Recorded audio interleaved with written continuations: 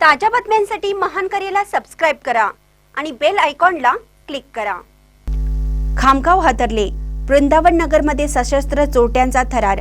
पिता पुत्रावर जीवघेणा हल्ला करून 82,000ची लूट। बुलढाण्याच्या खामगाव येथील वाडी परिसरातील वृंदावन नगर वाडी परिसरात मंगळवारी मध्यरात्री सशस्त्र चोरट्यांनी हैदोस घातला। चोरीला विरोध करणाऱ्या पिता पुत्रावर लोखंडी सळई आणि चाकूने जीवघेणा हल्ला करत चोरट्यांनी 82,000चा ऐवज लुटला। धक्कादायक बाब म्हणजे हे तिन्ही सराईत चोरटे परिसरात लावण्यात आलेल्या सीसीटीव्ही कॅमेऱ्यात कैद झाले असून पोलीस आता त्यांच्या मागावर आहेत।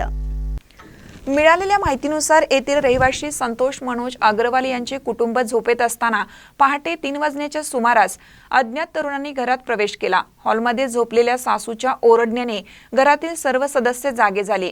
आपली चोरी पकडली जाईल या भीतीने या तिन्ही चोरट्यांनी हिंसक पवित्रा घेतला। फिर्यादीच्या पतींनी एकाला पकडण्याचा प्रयत्न केला असता त्यांच्यावर लोखंडी सळई व चाकूने वार करण्यात आला। आपल्या वडिलांना वाचवण्यासाठी मुलाने झेप घेतली आणि एका चोरट्याला घट्ट पकडून ठेवलं। मात्र दुसऱ्या साथीदाराने मुलाच्या छातीवर, हातावर आणि मांडीवर धारदार चाकूने सपासप वार केले। रक्ताच्या थारोळ्यात कुटुंब पडलेला असताना चोरट्यांनी सासूच्या गळ्यातील पोत आणि कपाटातील दागिने व रोख रक्कम असा एकूण 82,000 रुपयांचा मुद्देमाल लंपास केला। घटनेनंतर परिसरात भीतीचे वातावरण असले तरी पोलिसांनी तातडीने तपास चक्र फिरवली आहेत। परिसरातील सीसीटीव्ही तपासले असता अंदाजे 20 ते 25 वयोगटातील 3 संशयित तरुण पळून जाताना स्पष्टपणे दिसत आहेत।